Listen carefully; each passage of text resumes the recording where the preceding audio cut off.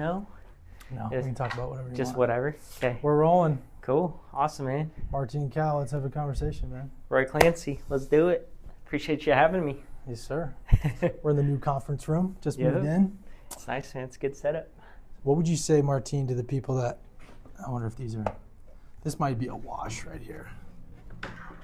Hold There on. you go. Let's just, hopefully it picks it up. Yeah. We're having technical difficulties with our new table. What do you say to people when somebody asks you, Martine, what do you do? So I would say that I help people achieve their goals in life, specifically young people in college, 18 to 25, but everybody. Cool. Mm-hmm. Would you say you're like, do you think you resonate more with like being a sales manager or a life coach? Like when you're thinking of your job, do you think of yourself more as like, I guess more of a sales manager or That's a really good question. coach for kids? I definitely would say more like a coach, more like a mentor. And then of course, like we all screw up sometimes, and sometimes I try to manage people a little bit too much, and and so I think it's like a fine balance, but of course I'm still trying to learn and grow in that aspect. So I try to be as much of a coach as possible, but sometimes I will fall into manager tendencies. But what does that look like manager tendencies? Yeah. I mean, it's just probably, I would say, like probably some of, as we both know, like some of like telling people what to do versus like selling them for sure why to do it. For sure. Yeah, because as we both kind of know, like you manage like systems, you manage things, but it's a little bit harder to like manage people. And I think like through my years, just in sales management, I've just kind of learned that I have a lot more manager tendencies, and I think we kind of all do. Yeah. Not everyone's like Jake Chesney, where he's just like a natural baseball coach for everyone. Yeah. So I think I kind of lean more towards manager tendencies initially, but over the years, like Southwestern, in the company that like we work with, like it's just building those principles to learn how to lead people and manage the systems. So.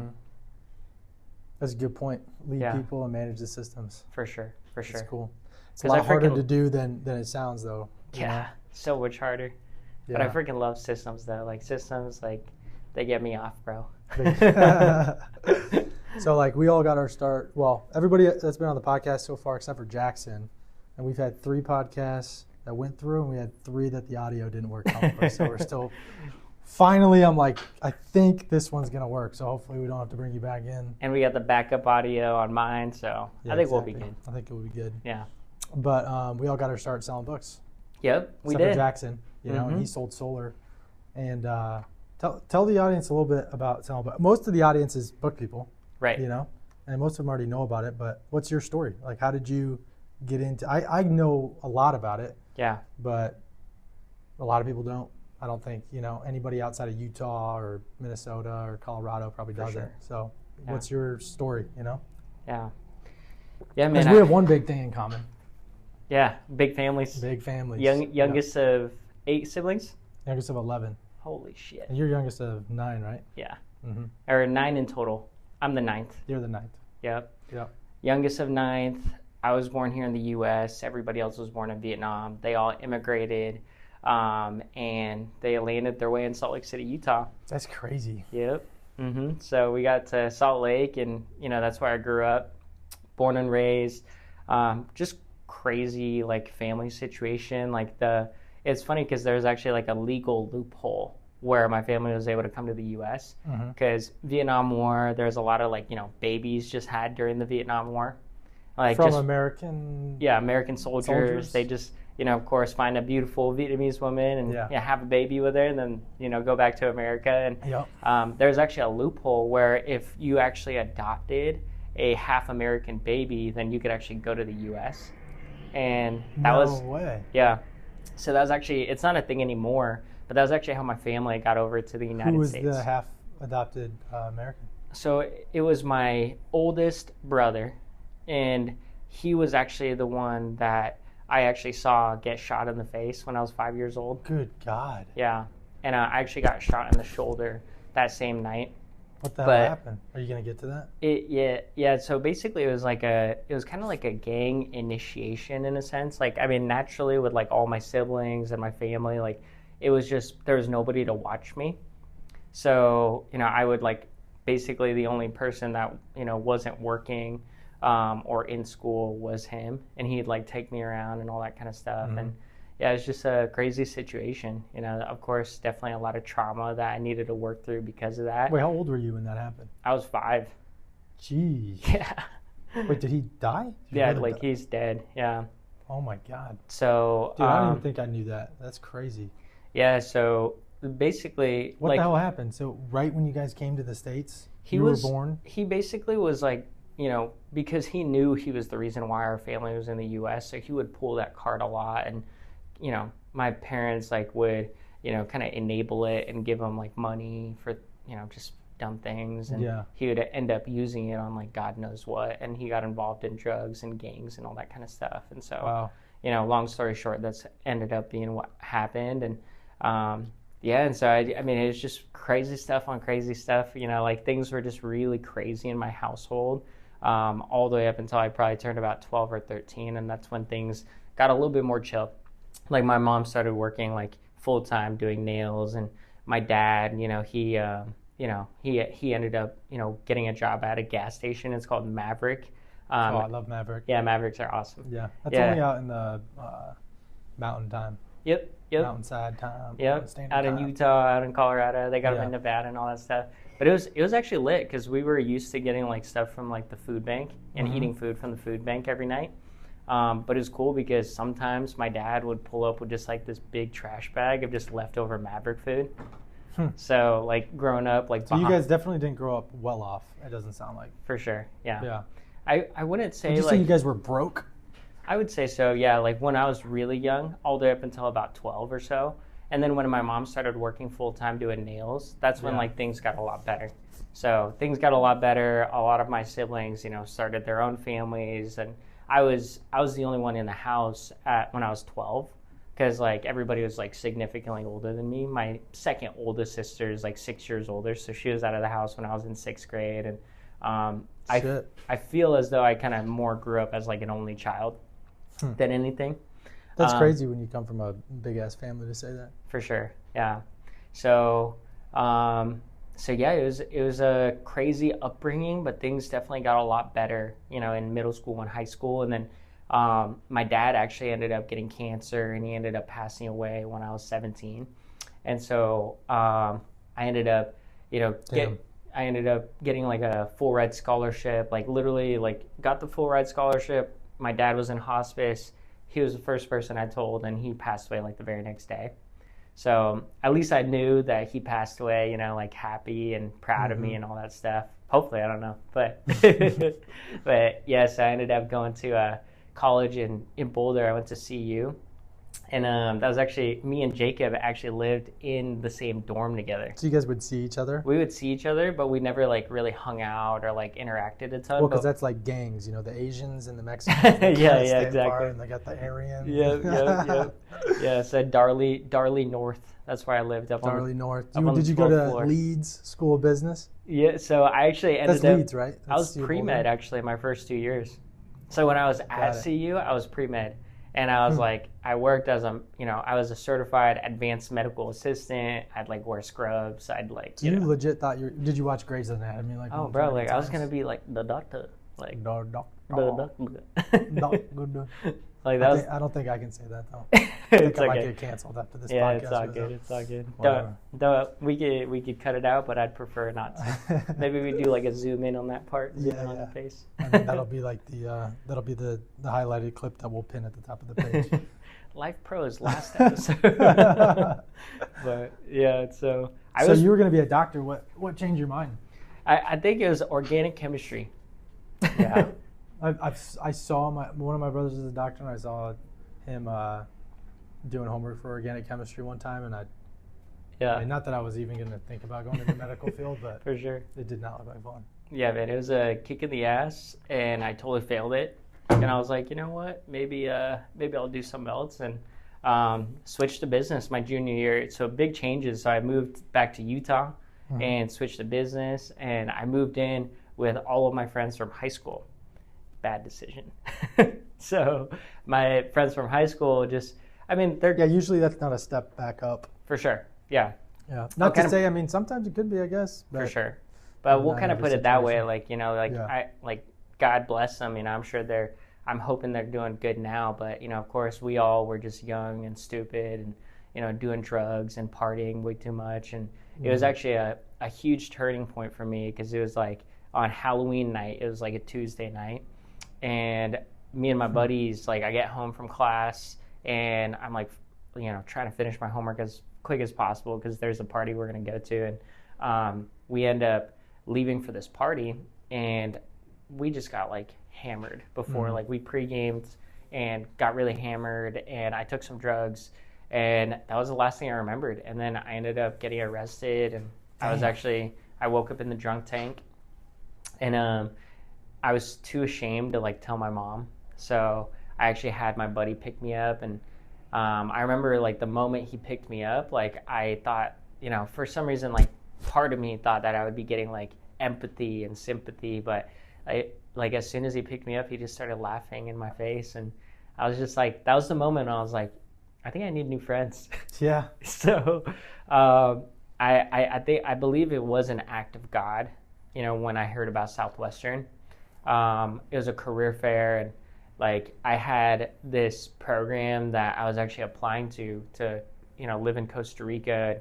I thought I was going to go into nonprofits and all that stuff, which is pretty funny because it's quite the opposite of what we do now. But yeah, because we definitely make some profit. We're definitely for profit. Yeah, we're for profit for sure. We do the little Sizzler escapade every year, but other than that, exactly. Yeah. So. But yeah, so I ended up going to this career fair and I just got declined from this Costa Rica thing. Dang, non-for-profit? Literally that day, I got declined what was the from reason? it. The reason was because I didn't have good enough Spanish. Oh, because you're in Costa Rica? Yeah. I went through the interview and the 90% of the people in Costa Rica probably speak a little bit of English. For sure. Touristy. Yeah, so my Spanish wasn't good enough apparently. So I got declined that day, and then I was like, oh, there's a career fair going on. So I walked over to the auditorium, and I walked up to two really sharp dressed men, and I just asked them what it was about. They told me, and the rest was history. I went to an info session. As soon as they said competitive, hard to get into, I'm just extremely competitive. Played sports my whole life, so. It just sounded like a new sport to me. I was just hooked, the moment that they mentioned it, and I knew that I was going to do it. You didn't have any doubt, what if it's I never had any doubt. So I think that's kind of what was hard for me when I started recruiting was that I just thought everybody would be like me, and I was like, yeah, bringing 20 people is going to be no big deal. Easy, man. Yeah. So. Huh. But yeah. Yeah, we always think during recruiting that everybody's going to be like you and think like you, And then they're not. And you're like, what the hell? It's so stupid. But I think that's the beautiful thing about it too. Yeah. Is that, it's just doing something like this teaches you that not everybody is like you. Right. And working with people and leading people. Even if it's the same type of program, you're like, you like challenges, you like hardworking things. For sure. Everybody's so different, Everybody's so different.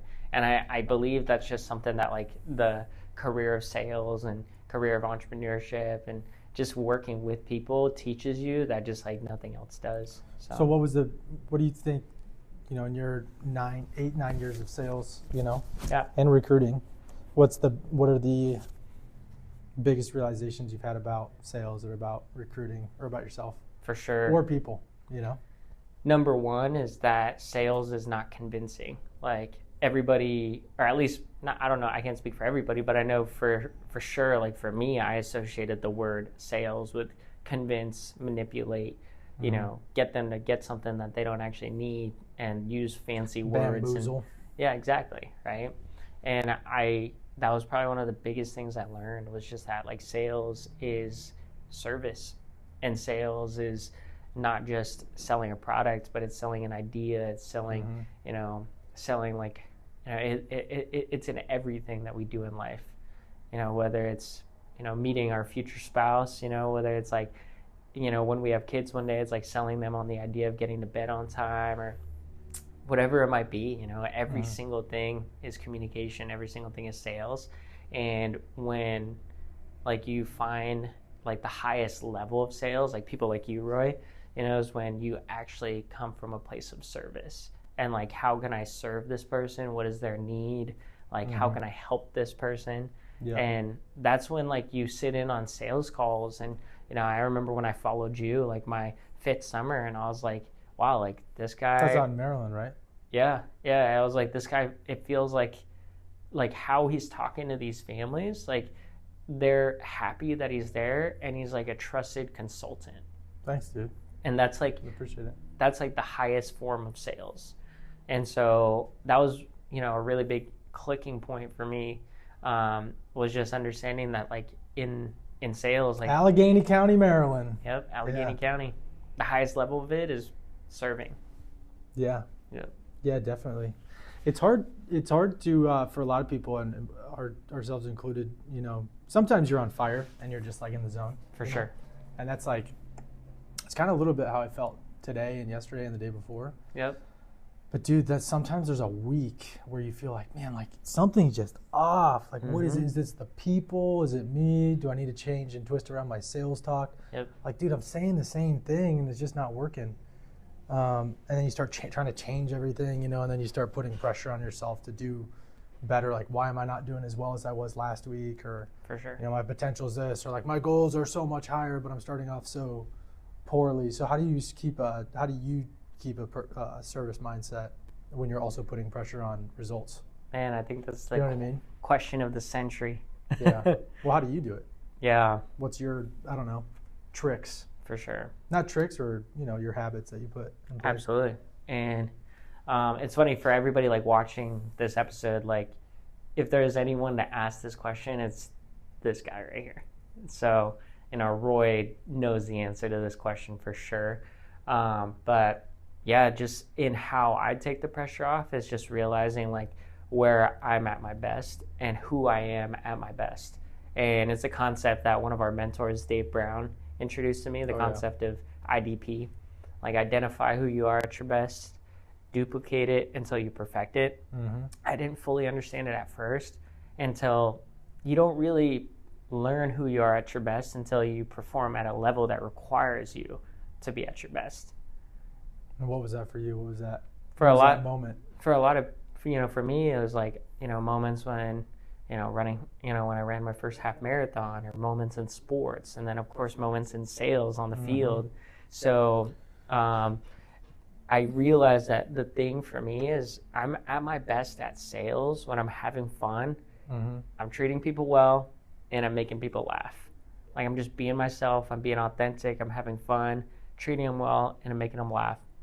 And so that's just my self-talk is, hey, like, all you got to do, Martine, is just have fun, make people laugh. Have fun, make people laugh.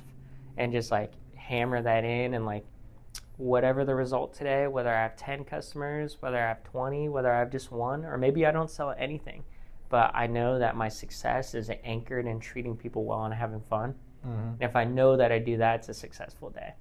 Right. And it's just training my brain to really believe that. And there's days where you don't. You know, there's days where you definitely are like, you know, you haven't sold anything in 2 days, and you're just like... Yeah, hard to have a heart of service when that bank account's in the negative, you know what I mean? For sure, but I also think that's when you perform, is when your back's to a corner. That's one of the scariest people in the world, is someone who's, like a man whose back is in the corner. Yeah. Yeah, no savings. Yep. Credit cards piling up. Yep.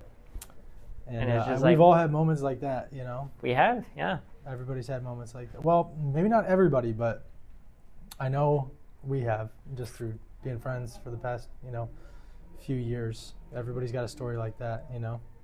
I believe if you're on your way to a worthy cause, you have to.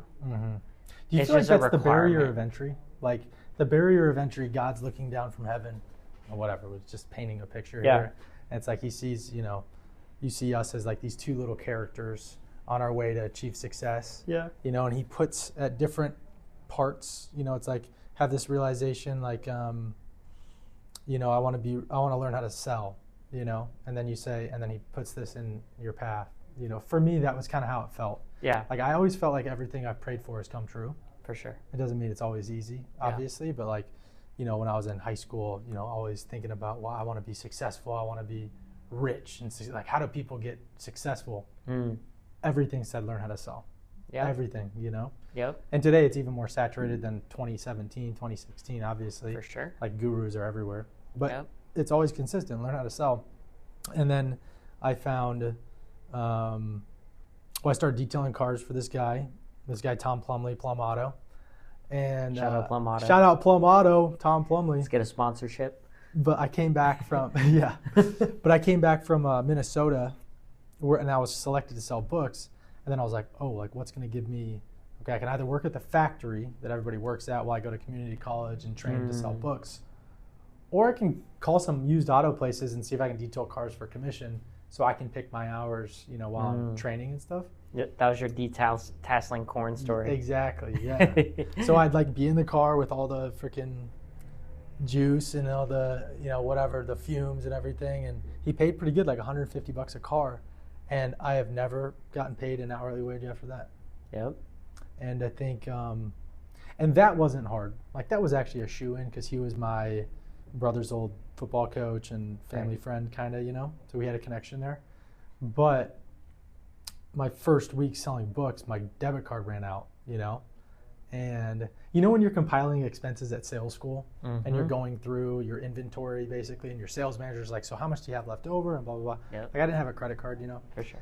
And I just had the money I saved up from detailing cars, and I put my card in the gas tank and it's $6 or whatever. And I told this one on the last or 2 podcasts ago, but like that moment, if Shane wouldn't have been such a good sales manager and been like, dude, you're not like, so you committed for the rest of the summer, no matter what, come hell or high water, like every meeting to the point where I'm like, dude, I'm in, like, duh. Like, I've said it a million times. I probably maybe would have quit. Or like if my brother wasn't out there, my friend Tim and all these variables. Yeah. But I think God does that. He puts these obstacles in the way of where you're going to go. And he's like, what are you going to do? Exactly.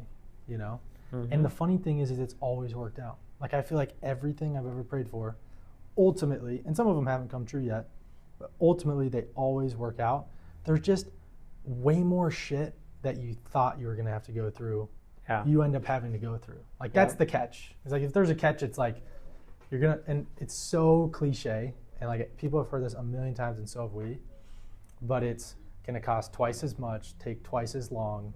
It's not going to be as exciting. Yeah. And the moment when you're about to succeed, right before is when you feel like everything's falling apart. That's a good one. Where'd you get that from? I think I saw it on like an Alex Hermosi post. I love that dude. That big old gorilla. Yeah, that dude does some crazy stuff. Dude, he's a G. Yeah, he's a freaking G. Like it's he's coming on the podcast tonight.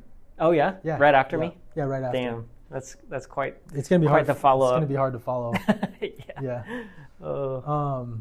Yeah, dude. And it's totally true. Though. It's totally true. I honestly think society trains us to just like believe that failure is bad. Mm-hmm. Like we go to school from kindergarten till we're 22 years old, and if you get an F, bad.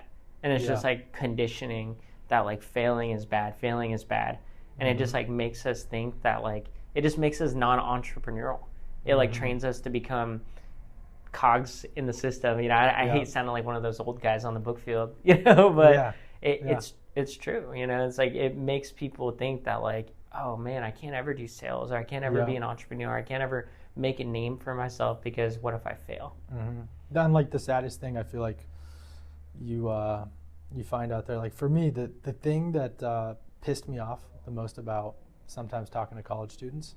I mean, it's amazing working with college students because they're malleable and like, yeah, man, you can really like what you're doing right now in recruiting for the program for Southwestern, taking kids out over the summer, showing them what hard work looks like, what dedication, what commitment looks like.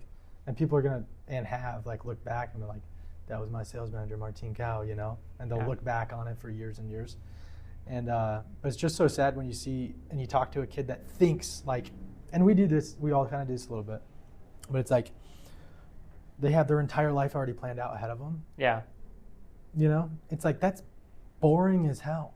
Like, well, no, I can't do that because I've got to take these 3 classes because I want to start my career at 21 and I want to get this internship with this blah, blah, blah, blah, blah, and just all this horse shit.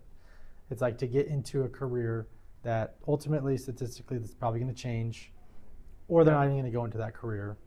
And everybody's just convinced that that's what's going to happen until graduation hits, it seems like, you know? For sure. And it's like watching this, and sometimes when you talk to some people, it's almost like watching like a brainwashed, like what's one of those crazy Wild Wild Country? You ever seen that? I haven't. His name's Rajneesh Bhagwan, and he's like the Shane Blick of, no, I'm kidding. Of the show. No, but he's like the mentor, the yogi.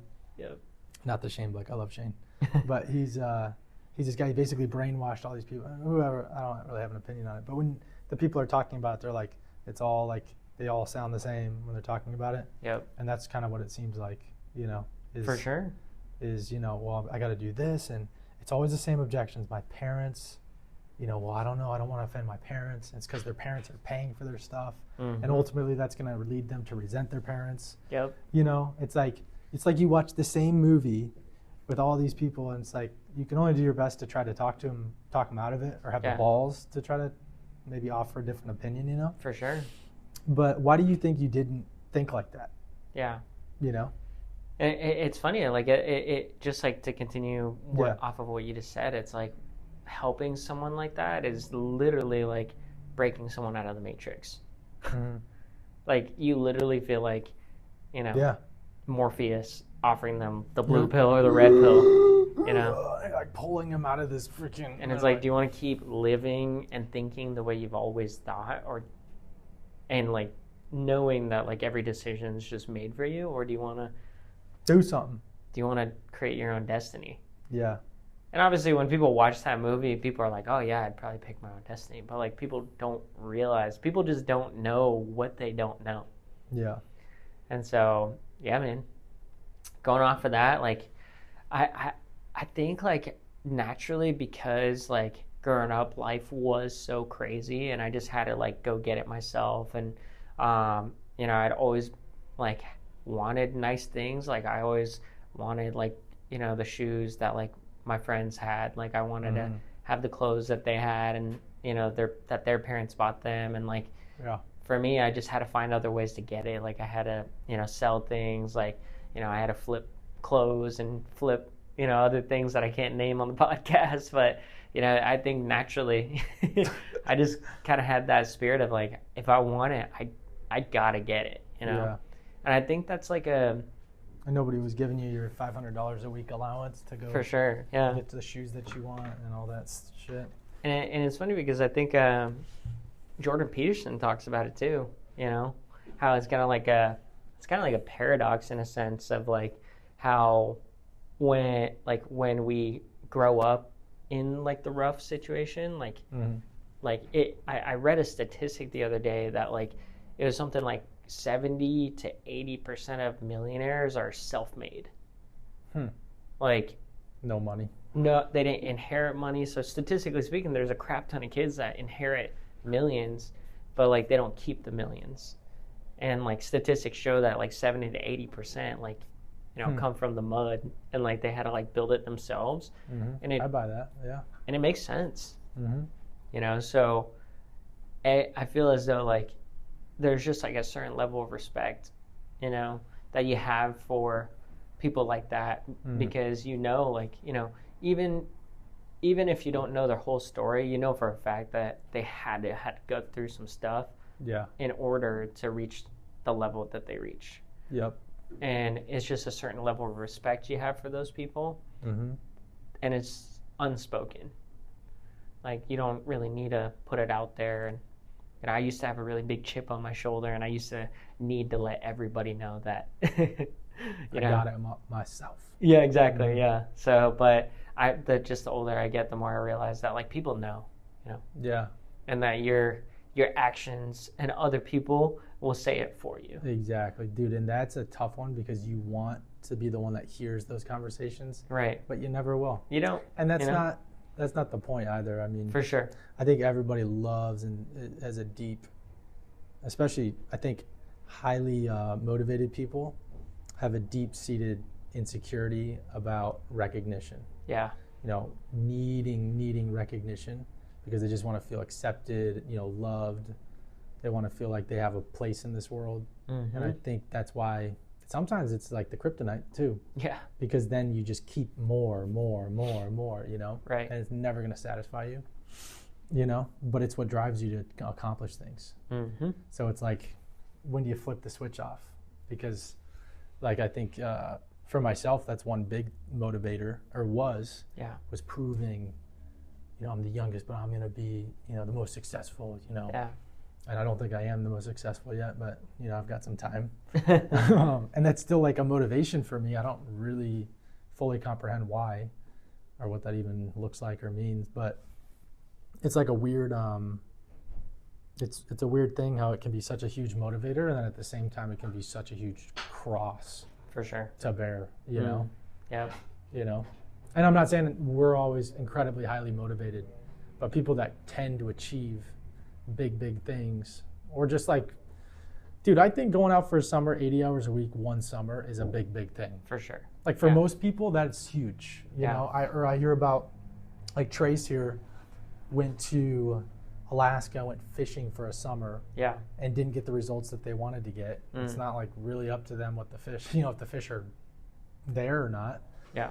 Or like went up to the oil fields and stuff. Like doing that for a summer, I respect the living shit out of it, you know. And I'm like starting to feel like I'm old now by saying like, well, I respect if somebody does that, but like, that's awesome. For sure. You know, getting out of your comfort zone and doing that. But the, what do you think about that? What do you think about the idea that Hormozy does have he talks about that a little bit.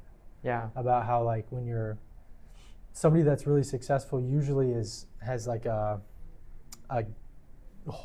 gap in their soul that they're trying to fill. Yeah. With like a need for more. So it's kind of a catch-22. For sure. You know. Yeah. Mm-hmm. Yeah. I feel as though, you know, the older, I obviously definitely don't have the answer to this, and I can only just speak from my experience, but I think like the older that I'm getting and the more that I'm getting in the Bible and like the more I'm getting into the Word and leaning into that, it's like, I think it's, I'm realizing that it's so hard to explain, you know, it's hard to explain, but I feel as though it's more leaning into just like what God wants and leaning more into, you know, the things that he wants for my life and surrendering that to him.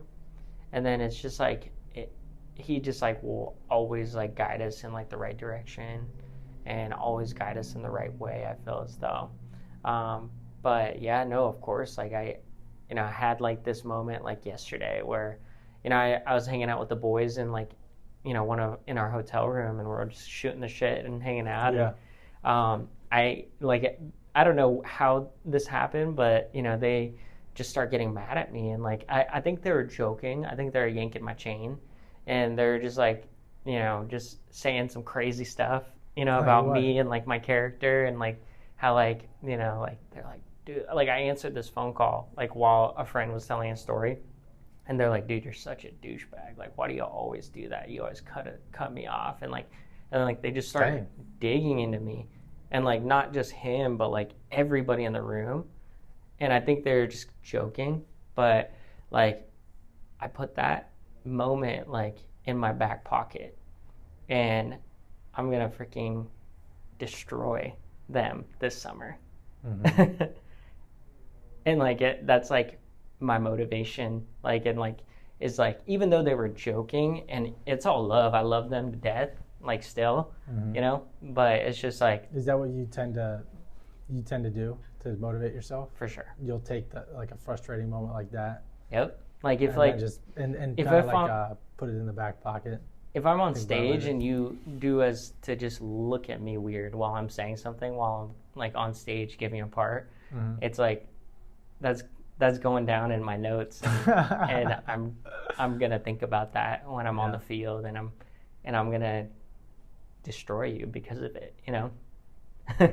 What else? What other? Tell me some more moments. You know, If Mrs. Jones, what if Mrs. Jones looks at you weird? No, it's never anything like that. It's more Like competitive with the other people, for like sure. the other salespeople. It's more competitive with other people, and it's also just like competitive with myself and just wanting to be the best version of me. Because at the end of the day, like, whatever, like I truly believe that like this pie is infinite. Like, people think that like there's just like, if I'm successful, Only me. that means like, oh man, if that guy was successful, I can't. Yeah. Like, he already has all the success, but like that's not how it works. It's, you know, there's an infinite amount of pie and you can have it too. So just because someone else is successful doesn't mean that you can't be successful. Exactly. So I believe like when you come from a place of abundance like that, you know, it's just I want them to be successful, you know, and I want them to beat me. Like, there, you know, this summer I followed Lucas, and I told Lucas, like, I was like, hey man, like, I hope you beat me this summer. Like, I genuinely hope you beat me this summer. You know, and of course I ended up beating him. Well, no, I did. I actually really wanted him to beat me this summer. Why? Because, like, man, that would be like the coolest feeling to know that I led someone to beat me. Yeah. Like, I feel as though like that would be one of the coolest feelings ever. And it still is such a cool feeling what he accomplished. Obviously, like I didn't have very much to do with it, you know, but you know, it's just cool to see what he had accomplished. And I would have loved, like, because, you know, for me to lead someone to be able to beat me, like, I think that'd be amazing. Yeah. And I'd be so happy for him. The grasshopper become the master. For sure. But I just knew that, like, I was gonna do everything in my power to win. Yeah. You know, it's like I would have been fine if I didn't, but like I was gonna do everything in my power to not. Exactly. But also, I was unattached. I think. Do you really think you're unattached? Because I always like to think that I'm unattached to goals.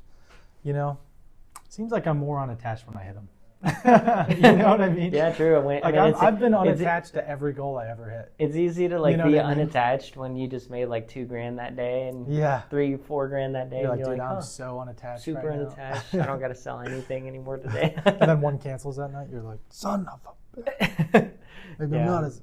Yeah, but I get what you mean about being unattached about beating something, because sometimes it is genuine. It's kind of like And just other like the times whole it's- concept of like white knuckling, you know, when you're driving and you're just like freaking pissed and you start white knuckling, or like it's like the concept of like if you're holding sand on a beach, Yeah. you know, it's like if you're gripping the sand super tight, like it's gonna fall out, but like if you kind of have like a loose grip on it, it's gonna stay in your hand. And I think I remember hearing like Kaya Hillis like talk about that, and that just really resonated with me of like, you know, your goals, like, you know, of course, like you want to hit the goals, but you don't want to be like to the point where you're like destructive and like it's like toxic. You know, it's more just kind of having like kind of a loose grip on the goal. And you know, I give this analogy to the kids on my team right now. I work with 5 baseball players in my sales organization, and you know, it's like the same analogy when they're at bat. It's like if you're gripping the bat too damn tight, like you're gonna. Exactly. You know, you can't like It's loosen the grip. Even a in little golf, you know, they say you want to have like anywhere between like 3 points, you know, like a 4. For sure. On a scale of 1 to 10, like a 4. You know. And I feel as though like there's like, you know, because of all those different things it applies to, it's like. Makes sense. Yeah, it makes sense. Yeah. Yeah, the whole highly invested, emotionally unattached. Yeah. You know. For sure. Or 100% conviction, 0% pressure. You know. Yeah. It's a lifelong thing, man. It really is. Don't you have a dinner at 7? I think it's at 7:30, but okay, we got time. What are we at right now? Only 7:05. I just was trying to be conscious of that because I remember you telling me that. Nice. Okay, one thing. We can probably start wrapping up. Probably like, you know, a couple more questions or so. Yeah. Whatever. We're not gonna move any of this stuff out, so we got time. So, I was curious about what do you feel like your best day on the doors was? Your favorite day? Kind of walk through that if you can think of it. If you can't think of it, or the day I where want I sold the most. you to force a story. My favorite day or the day I sold the most? You can pick one of the two, and then I'll tell you both. And then your worst day. I'll tell you both. If you can't think of like your worst day, just don't even tell it though, unless you actually know remember your worst day. Yeah. Or you can do worst day first and then best day. I don't care. I'll tell you both. So it was actually And again, to people that are listening, this is door to door, 80 hours a week. How many calls a day would you say you're getting in? Probably 50? like 60 Probably to knocking 70-ish. on 80 to 100 doors in a day, talking to 30 people. And this is now it's 14 weeks. Yeah. But usually it was 12 weeks over the summer. Wake up at 5:59, or what is it now, 6:59, depending on who you work with. Going to bed at 11. If you're in an OL, going to bed at maybe 12, hopefully. Yep. OL is an organizational leader. Yep. But go ahead. What is it? I would probably say like my best / worst day was like my second week, my third summer. First summer. Second week, my first summer, where it was crazy. I remember like this was post, my dad had just passed like, a couple years back before that. And I was just like not like cool with God at all. Like I just really didn't believe anymore. And it was crazy because it was just so many times people that I had met just had I had a guy like on like the first day give me like a Bible. Another guy he hand carved like crosses and he gave me a cross like a couple of days later. And another guy like pray over me. And I wasn't in the Bible Belt or anything. I was selling in Pennsylvania my first summer. So it was just unusual. Yeah. And I remember my second week I actually ran into this dad, and it was just him in the house, and there's there's a bunch of kids' toys like outside, and I just assumed that like his wife was working, and we got to chatting, and it turns out that like his wife like left him for another guy and like ran away with this guy and the kids, and he was like super depressed because of it. But he actually ended up becoming like a pastor at like a local prison, and that like changed his life. And he just gave me kind of like I didn't fully absorb it because at that point I was just unsure with my relationship with God. But that conversation made me reconvicted that God wanted me to see those things for a reason, and that I truly believe that if you hear the most successful people in the world like talk, it's like they all believe in something. Like they all have faith. Like faith is just believing in something that you can't see. And you can have faith in like the fact that you're gonna have a great summer, have a great day. Yep. But I just feel as though when you have faith in God, it just kind of makes everything else like so much easier, and it just takes so much weight off of you because like his yoke is easy, and like you can just give your troubles all to him.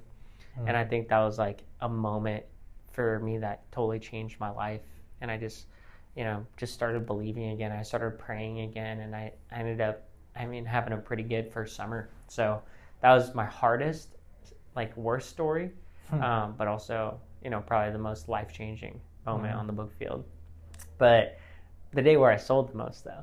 Yeah, let's get into that. So this was 2 summers ago, and I actually ended up selling 500 units that day. Like you had the magic number, and what was crazy was that like so the magic number, guys, is whoever sells the most that day. It's the most prized possession in Southwestern. And this guy had the magic number a lot. One behind the success coin. Yeah. The first summer is the magic number is number 2. You get hotel stay. Yep. At check-in. Yep. That's kind of the big, and it's like, and then you get to be on the pace or the what's that report? The ROW report every week. Your name's on there. Martine Cao, magic number. Yeah. It's a pride point. Yeah, for sure. And this guy Roy had it a lot. So this guy Roy had it the most recent. I wasn't even thinking about it. I kind of had a hard week. Like day 1, I sell like 100, 90 units or whatever. But then day 2, I sell like 20 units. And then on Wednesday, I sell I think it was like 5 units. And then Thursday, I zeroed out. Yeah. And then, no, I didn't zero out Thursday. I actually sold like 100 units on Thursday. There's no such thing as a 0 day. Yep. There's no such thing as a 0 day. Right? So I ended up selling 100 units on Thursday. And then on Friday, I zero. I just don't sell anything at all. And so I'm sitting on like 350 units for the week at this point. And then I'm like, whatever, I'm just going to give it my best, Tomorrow I go out and I have the whole day just planned out. Like I have 2 morning appointments, one where it's actually on the way to my morning appointment. And I calculated in my head of like, all right, this is how much I got to show them, in order for me to still make this a good week. And I didn't know if they were going to buy or not. And I was like, whatever happens, it's fine.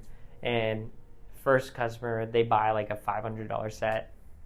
Then the next sit down, they buy like a $2,000 package. And then from there, we were just rolling. Bang, bang. Yeah, How many customers did you have? I think that day I had, it was like 9 customers, 4 lead, and like they were all just big ass packages. It was like 500 units. And that's how you got to do it now. You got to add in lead. You got to, yeah. Adds another 30 to it, so it's just like, why wouldn't you? And it's monthly too.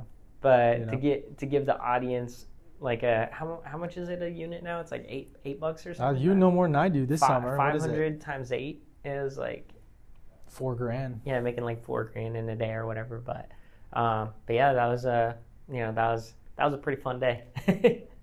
Yeah, 9 customers in any day is pretty fun regardless, because you'll have a couple big ones in there. Yeah, for sure. And it's a lot of fun. You get 9 customers. Some people have a hard time having 9 sit downs, so getting 9 custos.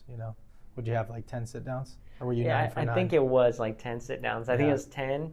It's hard to get 20 sits. Oh no, maybe it was like custos. 100% closing percentage. I think it was 9 insane. for 9. Was it like a small little town where everybody knew everybody, or was it? Yeah. But it was funny just because that whole week it wasn't clicking, and then when you just like have faith that it's gonna work out, and you're like, it's gonna be fine, I'm gonna be fine, and you're just gonna have that loose grip I was talking about earlier, like it just works out, and it always balances out.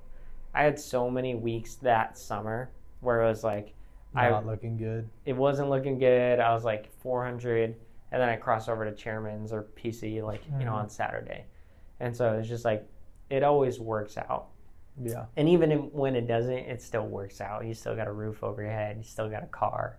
Exactly. Still got clothes to wear. You still got a family that loves you.